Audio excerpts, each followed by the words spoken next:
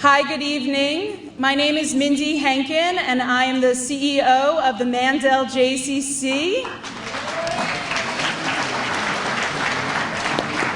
It's my pleasure to welcome you to our beautiful JCC this evening for tonight's program. The JCC is very proud to partner with all the agencies that are listed on your program for tonight's event. Dr. Charles Small is the director of the Institute for the Study of Global Anti-Semitism and Policy. He is also the Corrett Distinguished Scholar at the Hoover Institution at Stanford University.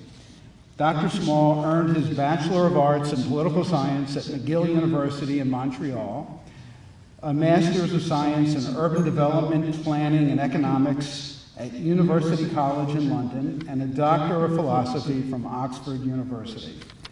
Dr. Small has performed research in Montreal, London, and in many cities across Israel. Dr. Small was the founding director of the Yale Initiative for the Interdisciplinary Study of Anti-Semitism, the first interdisciplinary research center on anti-Semitism at a North American university. At Yale, he taught in the political science department in the program on ethics, politics, and economics, and ran a postdoctorate and graduate studies fellowship program dedicated to anti-Semitism research. He has lectured internationally and worked as a consultant and policy advisor in North America, Europe, Southern Africa, and the Middle East. Dr. Small specializes in social and cultural theory, globalization, national identity, socio-cultural policy, and racism. Okay, thank you very much. It's a great honor to be here. Ambassador Foreman and other distinguished guests of the panel, and representatives from France and from Germany. I'm honored to be here. I'd like to say a special welcome to my parents who are here, Norman and Trudy Small. It's nice that they're here. And I'd also like to acknowledge Sammy and Joyce Apple, who are also involved in the struggle against anti-Semitism globally. So it's nice that they're here as well. So I'm going to start off with a story. It was 1947 in Tel Aviv, and the leaders of the Zionist movement were invited to a special dinner, a very formal dinner by His Majesty's troops. The leaders of the British government at the time in Palestine invited the leaders of the Zionist movement in 1947. It was a very hot summer night in Tel Aviv, and you know Tel Aviv can be stifling hot and humid, and this was before air conditioning. And everybody was formal attire. It was an official British evening, so people came in gowns and tuxedos and top hats, and everybody was very warm. And the leaders of the Zionist movement with the leaders of the British government were on the head table up on a podium. And David Ben-Gurion and many Israelis, as you know, are quite informal.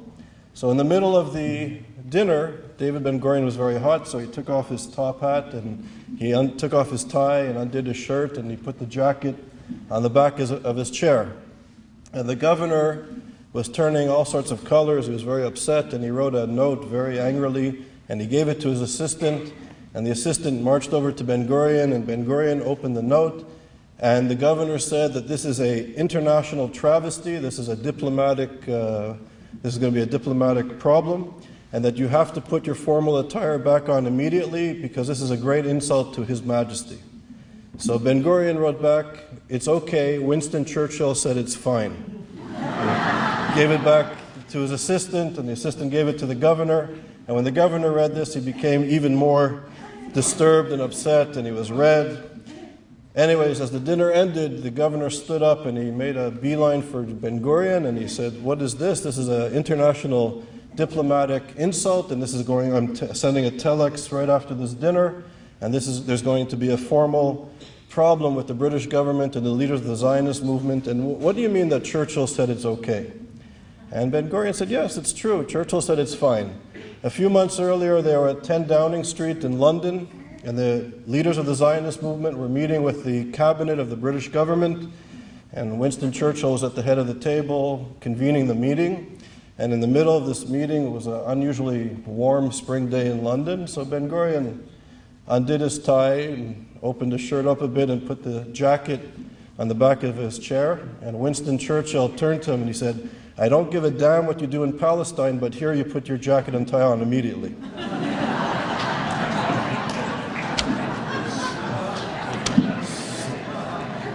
So, to me, this reminds me of the way the Jewish people used a little bit of chutzpah and creativity to survive. And we've used education and our capacity to think to survive, and not only to survive, but to do well when societies permitted us to do well. And I would say to you that today, in the words of Elie Wiesel, who's the president of our small research center, he said that today we're living in a time of a great urgency when he was speaking about anti-Semitism. And then he went on to correct himself, and he said, no, we're not living in a time of great urgency, we're living in a time of a great emergency. And this is what Elie Wiesel said in 2003. And he went on to say that he's never been so concerned about the rise of anti-Semitism since the end of the Holocaust. And coming from Elie Wiesel, who is a scholar, and I think he sort of exudes the humility and wisdom in the great rabbinical traditions, I don't think he's an alarmist. He's a serious, rational thinker. And this was in 2003, 11 years ago, when he said this.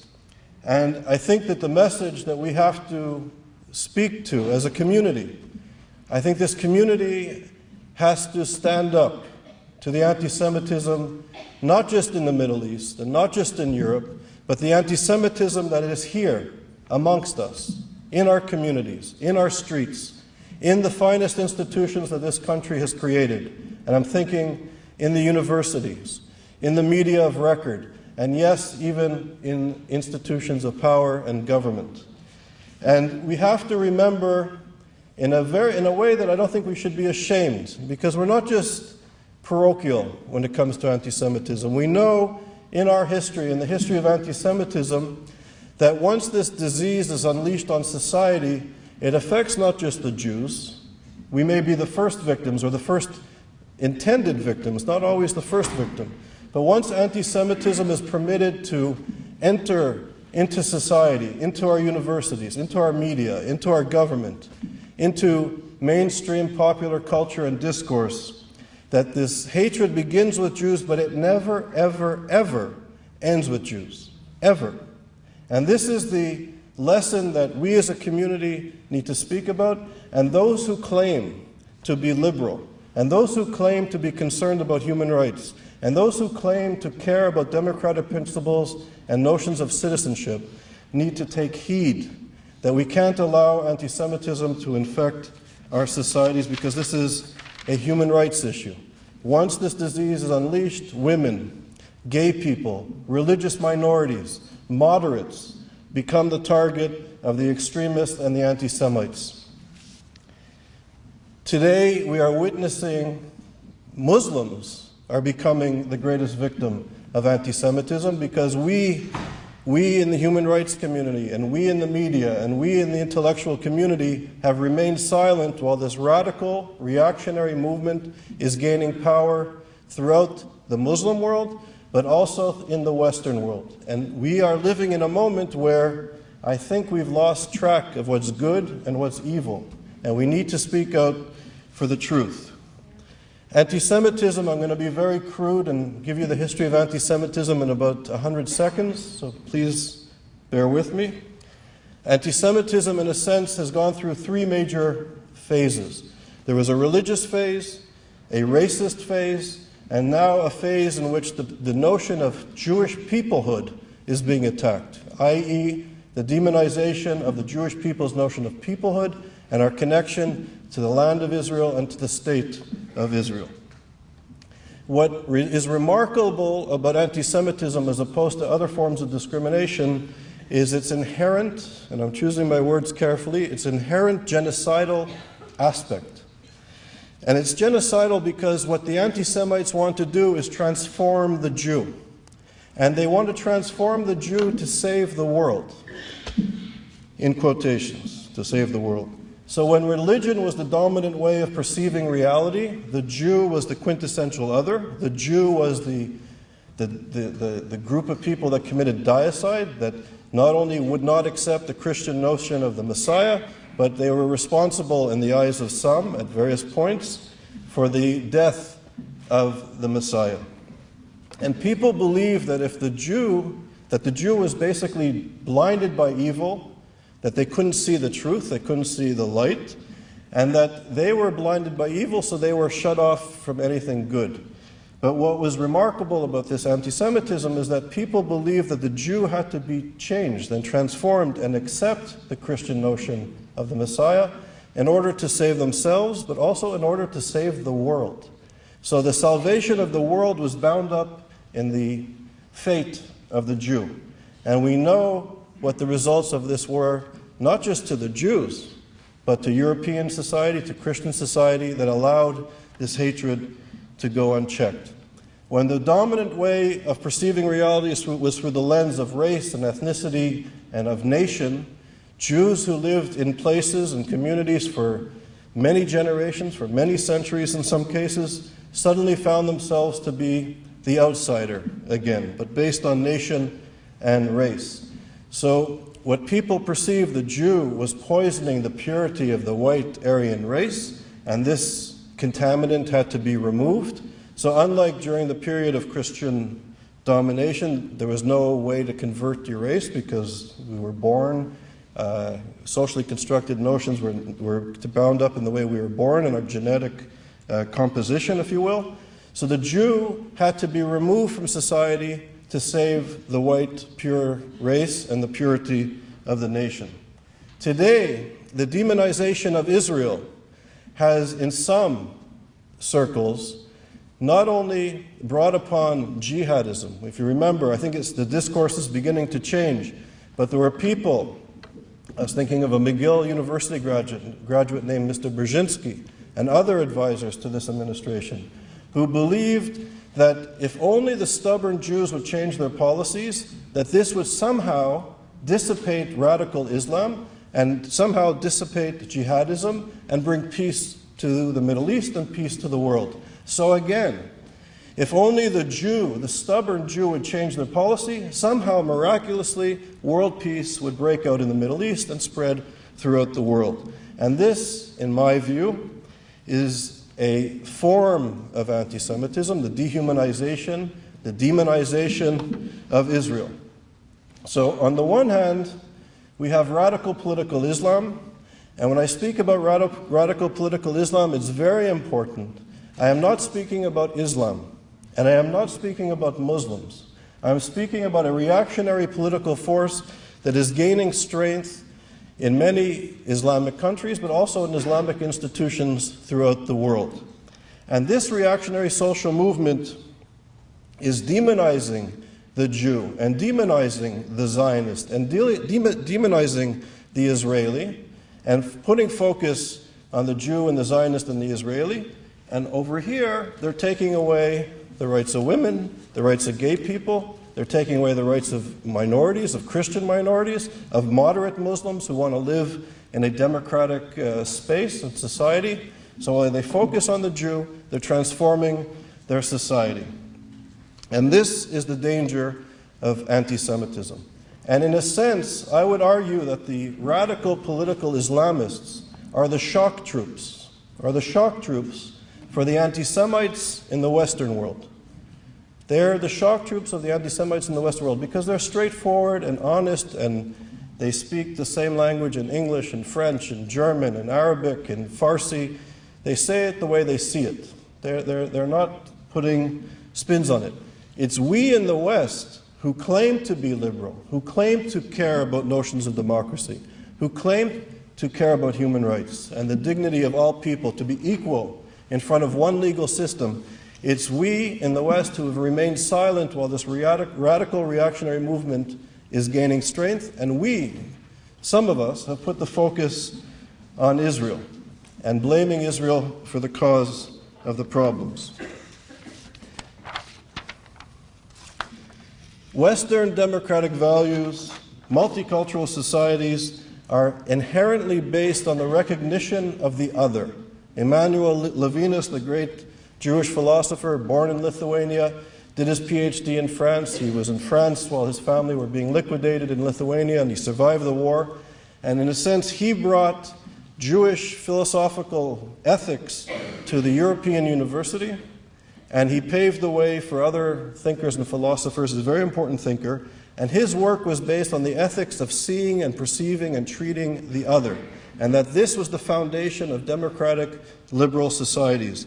And Levinas, using Jewish ethics, wrote how the moment we see our face in the face of the other, once there is this recognition, this is the instant we become human. So the recognition of the other is integral to human relations and societal relations in democratic societies. And philosophers, multiculturalism as a policy and as a theory and a philosophy comes out of Emmanuel Levinas's work. And he writes importantly, and others have written as well, when we see a social movement that is incapable of recognizing the other, in this case, radical political Islam, the Muslim Brotherhood, for example, as one offshoot of this social movement, they perceive Jews to be emanating from the urine of donkeys, that we are the descendants of animals, of apes and of pigs. So it's impossible to negotiate, it's impossible to have a democratic society where there is this social movement that perceives the other as non-human. We know from history, from the history of anti-Semitism, from the history of apartheid and slavery, of segregation, that once we don't see the other as human, this can lead to all forms of catastrophes.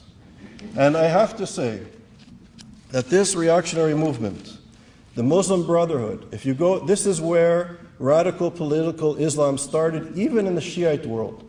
And I would urge you, as a community, if we know from our history that knowledge is power, we have to read what these people are thinking and what they are doing. We need to know the language of the Muslim Brotherhood. We need to know that the founders, Banai and Qutb, perceived Jews as animals. They took the most pernicious forms of European anti-Semitism and incorporated into their notion of religion. They took the protocols of the Elders of Zion, the forged document from Europe, from France or Russia, depending on which history that you read of the protocols. And the protocols of the Elders of Zion, the lies about the Jews, lay the foundation for the Holocaust. And hatred and the Holocaust begins with words and it begins with ideas. And this lie about the Jews, the protocols of the Elders of Zion, which led to the Holocaust, as Elie Wiesel and others prominently say, the Holocaust did not happen when the railroad tracks and the crematoriums were built. They started to happen when the words and the lies were accepted as truth. Today, the Muslim Brotherhood is the greatest purveyor of the protocols of the Elders of Zion. They've incorporated the protocols into their religious doctrine. The protocols today in Islamic countries where the Muslim Brotherhood is active is today a mainstream ideology, a mainstream view. And we in the West, in Europe, in the United States, think that we can engage these Islamists because they're more moderate than ISIS or ISIL. They're more moderate than Al-Qaeda because they think through political processes they can come to power. They look down upon the beheading of ISIS and they think they can come to power through other means, through political means. But the goal and the ideology is the same. The root is the same. And this, ladies and gentlemen, is a problem. And we have to, in this postmodern moment, if you look at postmodern thought, 1 minute, 2 minutes? 1 minute. 2 minutes, okay.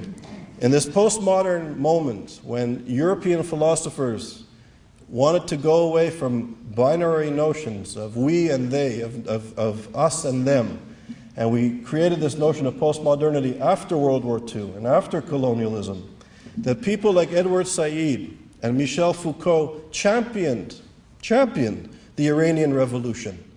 And these are the main thinkers. This is the canon in today's university, are people like Michel Foucault and Edward Said, who speak nothing about anti-Semitism and actually praise the Iranian Revolution as something akin to what the French Revolution was to Europe at Enlightenment. This is what we're dealing with. I would just like to finish, and I would like to say, and this is the dangers, and this is the danger, and this is where I think our community needs to stand up. And we need to educate our policymakers. We need to educate our leaders and the like. And I'm thinking, there's many examples, but the most recent example that I find disturbing is that when President Obama addressed the General Assembly and he praised the Imam, or Sheikh, bin Baya.